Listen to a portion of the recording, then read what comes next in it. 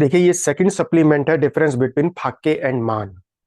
क्यों यहां पर इसको इंक्लूड करा गया है?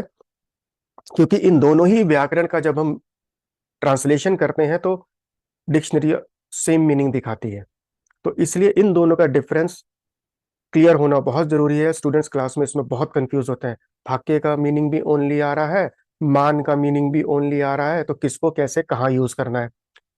अंतर समझते हैं। नंबर 1 देखिए, उपयोग जो है दोनों का ही संज्ञा के साथ में करा जाता है। नंबर 2 को देखिए, समान हिंदी अर्थ भी दोनों के ऑलमोस्ट सेम आते हैं। नंबर 3 बहुत इंपॉर्टेंट है, देखिए सेंटेंस स्ट्रक्चर भाग्य के केस में देखिए इसके बाद केवल नेगेटिव वर्ड ही आ सकता है, लेकिन मान के केस में क्या है कि इसके बाद नेगेटिव और पॉजिटिव दोनों वर्ड्स आ सकते हैं। इसको बहुत ध्यान से लिख लीजिएगा, और अगर ये पॉइंट क्लियर होगा तो नंबर 4 अपने आप ही क्लियर हो जाएगा। वाक्य के प्रकार जो टाइप ऑफ सेंटेंसेस होते हैं, वाक्य में ओनली नेगेटिव बनते हैं और मान में both positive and negative sentences बनाए जा सकते हैं। ये एक ऐसा कंफ्यूजन है जो हम क्लासरूम्स में रोज देखते हैं। अब उम्मीद है ये क्लियर हो गया होगा। वाक्य एंड मान के डिफरेंस को अब रियल एग्जांपल्स के साथ में समझते हैं। देखिए वाक्य के साथ में एक सेंटेंस है आपकी स्क्रीन पर, नेंगजांगोए मुल फाक्के ऑप्सोयो। ये सेंटेंस ठीक है, क्यों? क्योंकि फाक्य के बाद में ऑप्सोयो आया हुआ है और ऑप्सोयो एक नेगेटिव वर्ड है।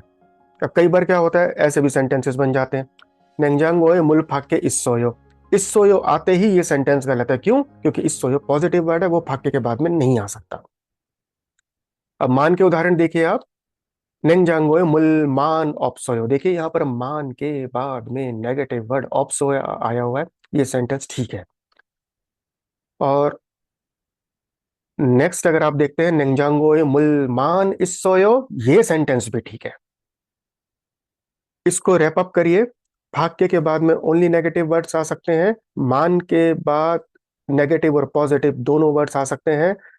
क्यों इसमें कंफ्यूजन होता है? क्योंकि दोनों का English translation Hindi translation same आएगा। जब आप चेक करेंगे दोनों के ही मीनिंग आएंगे ओनली, सिर्फ, केवल, इसके अलावा, ऐसे मीनिंग्स आएंगे। तो यहाँ पर स्टूडेंट्स कंफ्यूज हो जाते हैं, क्यों हम मान और फाक्य को 1 to 1 रिप्लेस नहीं कर सकते जब दोनों का मीनिंग सेम आता है? तो ये रीजन है, इसलिए इनको रिप्लेस नहीं करा जा सकता।